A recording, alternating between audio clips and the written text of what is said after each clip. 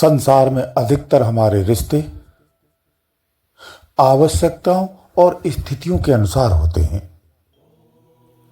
इसके अतिरिक्त जो गहरे संबंध होते हैं, गहरे रिश्ते जो होते हैं, वो मन के मेल के होते हैं, जिसे संसार में अटूट रिश्ता कहा जाता है, मजबूत रिश्ते कहे जाते हैं और जिन पर भरोसा भी किया जाता है। लेकिन ये भी रिश्ते टूट जाते हैं, ये भी रिश्ते स्वार्थपूर्ण ही होते हैं, क्योंकि मन के रिश्ते अधिक दिनों तक नहीं चलते हैं। मन जिस दिन पलट जाता है, ये रिश्ते टूट जाते हैं। ऐसे रिश्ते टूटने पर फिर व्यंग आता है कि कोई किसी का नहीं होता है। दरअसल में आपने जिन रिश्तों को जोड़ा है, उसकी नींव मजबूत नहीं थी। मन की गति स्थितियों और परिस्थितियों के अनुसार बदलती रहती है, इसीलिए एक लंबे समय तक चलने वाले रिश्ते कभी भी टूट जाते हैं। इसी प्रकार के शरीर के रिश्ते जो अपने सगों के रिश्ते होते हैं, वो स्वार्थ के आधार पर आश्रित होते हैं। जब तक उस स्वार्थ बना रहता है, उन रिश्तों में उतनी गहराई भी बनी रहती है। स्वार्थ सिद्ध होने के बाद उन रिश्तों में मिठास नहीं रहती है, उन रिश्तों की गहराई भी नहीं रहती है। परिस्थितिवश वो रिश्ते रह सकते हैं, परंतु गहराई नहीं रहती है। जीव बिना रिश्ता बनाए वो जीवन में नहीं जी सकता है, अपने संपूर्ण जीवन को खुशमय नहीं बना सकता है। ये समस्त जीवों का प्राकृतिक स्वभाव है। परंतु रिश्ते जब ये पॉजिटिव होते हैं तो ये स्वर्गमय सुख देते हैं। यही रिश्ते जब स्वार्थपूर्ण हो जाते हैं तो ये धोखे का कारण बनते हैं, सदमे का कारण बनते हैं। जो प्राणी रिश्तों को मजबूत करने में लगा रहता है, वास्तव में उसका जीवन व्यर्थ में ही चला जाता है, क्योंकि ये रिश्ते कभी भी स्थिर नहीं रहने वाले हैं। जो रिश्ता स्थिर रहता है वो आत्मीय रिश्ता होता है। आत्मीय रिश्ता तब होता है जब आपका आत्मभाव प्रबल हो। आत्मभाव अगर आपका केवल प्रबल है और सम्मुख व्यक्ति का प्रबल नहीं है, तो भी आत्म संबंध स्थापित नहीं हो पाते हैं। इसलिए आत्मभाव जब सेम दोनों का एक जैसा होता है तो मजबूत रिश्ता स्थापित होता है। आत्मभाव का रिश्ता, आत्मीय संबंध कभी टूटता नहीं है, सिर्फ एक बार जुड़ता भर है। आत्मभाव का आत्मीय जो संबंध होते हैं, वो संबंध मृत्यु के पश्चात भी जन्म जन्मांतर स्थापित रहते हैं। आत्मभाव क्या है? आत्मभाव एक तरंग है। जब दोनों दिलों से, दोनों हृदय से जब तरंग उठती है तो दोनों मिलके एक हो जाती है। इसी को हम आत्म संबंध कहते हैं, जो संभवतः संसार में संभव नहीं हो पाती है। आत्मभाव में जीने वाला व्यक्ति सुखी और आनंदित तो रहता है, परंतु उसके साथ एक क्षति निश्चित होती है, क्योंकि आत्मभाव में संसार नहीं होता, इसलिए संसार में वो ठगा जाता है। क्योंकि आत्मीयता में छल और कपट और चतुराई नहीं होती है।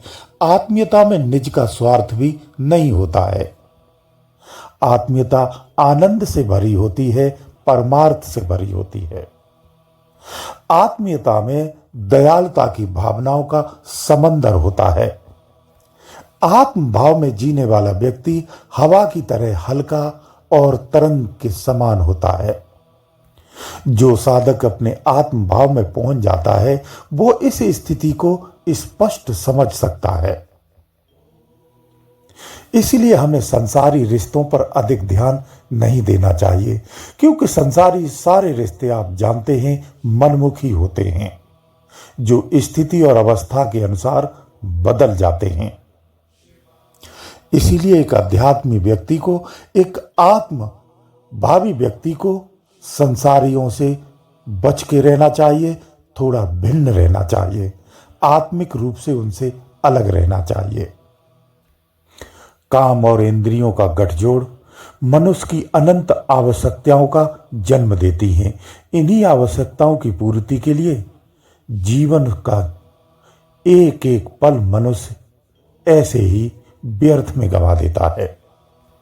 हमारा निज स्वरूप चेतन होते हुए भी हम पूरी तरह से मनमुखी हो जाते हैं, मन के गुलाम हो जाते हैं और अपने निज स्वभाव से बहुत दूर चले जाते हैं, जिसका परिणाम ये होता है कि कटुता, ईर्षा, स्वार्थ, आवश्यकताएं और तमाम तरह की असीमित महत्वाकांक्षाओं में फंस करके रह जाते हैं। इन सब का अंतिम परिणाम दुख ही है, कष्ट ही है, कलेश ही है, संघर्ष ही है। मनमुखी मलिन विचारों से सारा जीवन मलिन हो जाता है। निज की अंदर में स्थापित पवित्रता इन मलिन आवरणों से ढक जाती है। इस प्रकार से अंदर में स्थापित परमात्मा अंश आत्मा का आवाज वो नहीं सुन पाता है, उसकी नित पुकार को नहीं समझ पाता है। वो सांसारिक घटनाएं, धोखों और अपराधों में फंस करके अपने जीवन को अपराधी बनाता है, कर्म दंड से बंध जाता है और जन्म जन्मांतर पुनः जन्म पुनः मृत्यु के फेर में ही फंसा रहता है, अलग अलग शरीरों को धारण करता रहता है। इस प्रकार से वो दुख से महादुख में चला जाता है। उसे दैवी दंड इस प्रकार से मिलता है कि वो हर जन्म में, हर अवस्था में मृत्यु को, भय को लेकर के जीता रहता है। जीव जिस मृत्यु का आभास करता है, दरअसल में उसकी इस प्रकार की कोई मृत्यु होती ही नहीं है। उसकी मृत्यु कभी नहीं है, परंतु वो हमेशा मृत्यु के भय में और मृत्यु का दर्द सहता रहता है, जन्म जन्मांतरों तक ऐसे ही सहता चला आया है। इस प्रकार से ये मनमुखी सत्ता आपको ऐसे ही उलझाए रहती है, अपने जाल में फंसा कर रहती है। ये रिश्ते ही आपके जाल का मुख्य कारण है। ये रिश्ते बीम है, किसी जाल की मुख्य बीम है जो जाल को मजबूत करके रखते हैं। इस भ्रम रूपी जाल को कभी भी टूटने नहीं देते हैं। ये रिश्ते ही इतने मजबूत पिलर के रूप में बने हुए हैं। इसी भ्रम रूपी जाल में धारणा रूपी जीवन को जीते हुए आप अपने आप को सुखी और परम सुखी कहते हैं, अपने आप को श्रेष्ठ कहते हैं, कुछ चीजों को प्राप्त करके अपने आप को सर्वोच्च कहते हैं। जब सतगुरु इस भ्रम जाल को तोड़ने का प्रयास भी करता है तो आप उसके लिए भी तैयार नहीं होते हैं। आप इस तरह से अपनी ही बनाई मनमुखी रिश्ते और धारणाओं और परंपराओं में इस तरह से बंधे हुए हैं। इसीलिए आपके जीवन में समस्त दुखों का कारण सिर्फ आप ही होते हैं, कोई दूसरा नहीं होता है। जीवन के जितने भी आपको सुख प्राप्त होते हैं उसके भी जिम्मेदार आप ही होते हैं।